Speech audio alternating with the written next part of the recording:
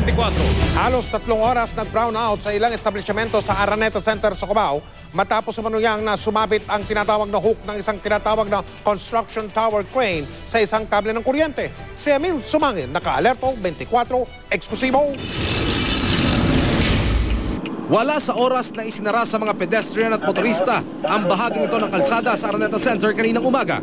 Ang dahilan, nalaglag mula sa poste ang kawad ng kuryente, makaraan itong tamaan daw ng hook ng construction tower crane na nakapwesto sa tuktok naman ng ginagawang condominium building. Humigit kumulang 3 oras daw na wala ng kuryente ang mga business establishment sa area na ito ng Araneta Center, kabilang na ang gusali ng isang call center. Kaya ang mga pedestrian pinadaan sa ibang daanan na tawiran ng simula ng Meralco ang pagkumpuni sa damages sa linya ng kuryente. Ginagamit ang isang construction tower crane para bumuhat ng mga mabibigat na materyales gaya ng semento at bakal mula sa baba patungo sa iba't ibang lugar ng isang construction site. Pero ayon sa ilang nakasaksi na nakausap ng GMA News, sumabit ang hook nito sa kable ng kuryente sa kalagitnaan ng construction operation. Wala pa raw formal na report ng QCPD PCP7 substation tungkol sa insidente. Kaya nirefer nila kami sa Araneta Center Security. Saan tayo pwedeng makakuha ng information? Dito siguro sa nangyari, sir. Dito siguro sa nangyari kasi nagka-camera ito. Pero ayon sa security personnel, hindi raw sila basta-basta maaaring maglabas ng incident report gaya nito. Kasi pasir, pag mga ganyang bagay, masisilan po yan. Mag-aalas 12 ng tanghali, naibalik na raw ang supply ng kuryente. May hook kasi yung train na maliit sumahayad lang daw po. Opo. Yung napatid, tapos ngayon dinugtong na okay na po. Okay na siya. Anong oras bali, sir, na i-report sa inyo dito po sa inyong security office? Kanina sir, nung nag-blackout, nakon ko ng mga 8:40 yun 8:40. Sinubok ng GMA News na kuno ng panig Araneta Center Management maging ang kanilang mga ground personnel tungkol sa pangyayari. Pero hindi na kami pinapasok sa mismong lugar ng pinangyarihan. Emil Sumangil, naka-alerto, 24. Nagpadala ng text message sa GMA News ang tagapagsalita ng Araneta Center at sinabi nilang wala naman daw naging malaking problema sa naturang lugar, naagapan naman daw nila agad ang sitwasyon. Nakatakda ng pagbotohan sa plenaryo ng Kamara ang reklamong impeachment laban kay Supreme Court Associate Justice Mariano del Castillo matapos itong makita ng probable cause ng Justice Committee. Nakatutok si Jamie Santos. The Committee on Justice finds probable cause to impeach Supreme Court Associate Justice Mariano del Castillo. Sa botong 38-10, kinakitaan ng House Justice Committee members ng probable cause ang impeachment complaint laban kay Supreme Court Associate Justice Mariano del Castillo dahil sa plagiarism. 7 miyembro ng komite ang di dumalo sa pagdinig. Nagugat ang reklamo kay del Castillo ng iponente niya ang desisyon ng Korte Suprema kaugnay sa petisyon ng mga tinaguriang Comfort Women. Ang desisyon ng Korte Suprema nagbasura sa petisyon ng Comfort Women na humaling sa gobyerno ng Pilipinas na humingi ng danyos at paumanhin mula sa Japan dahil sa pang-aabusong sinapit na nila noong World War II. Pero ayon sa impeachment complaint, bahagi raw ng ponensya ni del Castillo ay kinopya mula sa akda ng 3 banyagang manunulat. Ayon sa reklamo, may tuturing na betrayal of public trust ang ginawa ni del Castillo. Pero 10 sa 15 maestrado ng Korte Suprema ang nagsabing hindi plagiarism ang ginawa ni del Castillo sa insidenteng yun.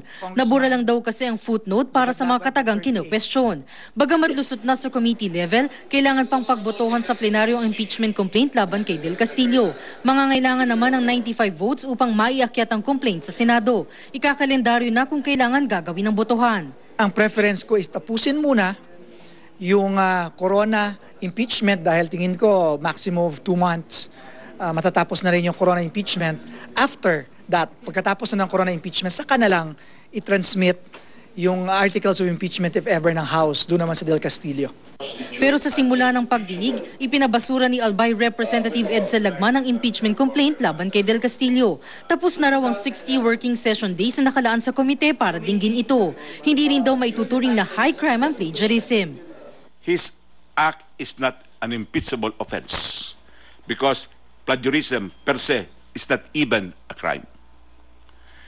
Its severity is not as grave as culpable violation of the Constitution. Pinunto rin ni House Deputy Minority Leader Mitos Magsaysay na sa nakaraang pagdinig, mismong complainants na Malaya Lola's Organization ayaw pa impeach si Del Castillo. Anong pinagbabasihan ngayon ng mga nag-endorse ng impeachment complaint kung mismong yung tao na nag-file at ginamit nila para ma-file yung impeachment complaint laban kay Justice Del Castillo ay nagsalitang ayaw nila? Ayon din kay Magsaysay, wala raw batas na nagpaparusa sa plagiarism sa Pilipinas. Ang pinakamalapit na reklamo daw kay Del Castillo ay copyright infringement, pero hindi ito pwede gamitin sa mga desisyon ng korte. Babala naman ni Muntinlupa Representative Rodolfo Biazon, if we over-exercise that power, the danger of Congress losing its credibility in the exercise of its power will be at stake. pero naninindigan ng chairman ng komite, Under the Constitution, we're given 60 session days to complete the entire process. And by today, we completed the process with 58 or 57 days. Jamie Santos, Nakatutok, 24 Oras. Chika Minute! Balik bansa na si Dr. Manny Calayan mula sa Amerika. Agad niyang nilinaw ang mga issue tungkol sa klinik niya sa Amerika at sa kaso kung saan napawalang sala na raw siya. Makichika kay Lar Santiago. Nakangiti at tila nabulutan ng malaking tinik sa dibdib si Dr. Manny Calayan nang dumating mula sa Los Angeles, California. Nakakapagsalita na siya tungkol sa napabalitang ipinasarang klinik niya sa Beverly Hills, California dahil sa umano'y pagpapractice doon ng taong hindi lisensyado. Itinanggi ni Calayan ang balita. Kami ho ay nandito, hindi ho kami nagsara, hindi ho kami nag-shutdown, wala hong na-aresto, walang problema nangyari, except na matatawag ko itong it's a frame-up and it's a black propaganda to destroy us. Paglilinaw pa ni Calayan, maging ang mga larawan niyang nagpe-perform ng operasyon na lumabas sa dyaryo ay sa Pilipinas daw kuha kung saan siya lisensyadong doktor. Hindi raw sila ng asawa niyang si Dr. Rapay ang nagkaroon ng problema, kundi isang empleyadong nagpa-practice sa labas ng kanilang klinik. Yung fake employee, nag-work siya sa ibang lugar. Sa ibang lugar? Out of our premises. Nagbebenta rin siya ng gamot, nagagawa rin siya ng warts removal. Sa ibang, sa clinic? Not in our clinic, outside the clinic.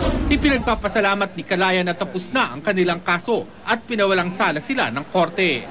Tinabi namin doon sa korte na hindi kami yun. And napatunayan naman ng korte na hindi nga kami yun. So binigyan nila ng probation yung employee.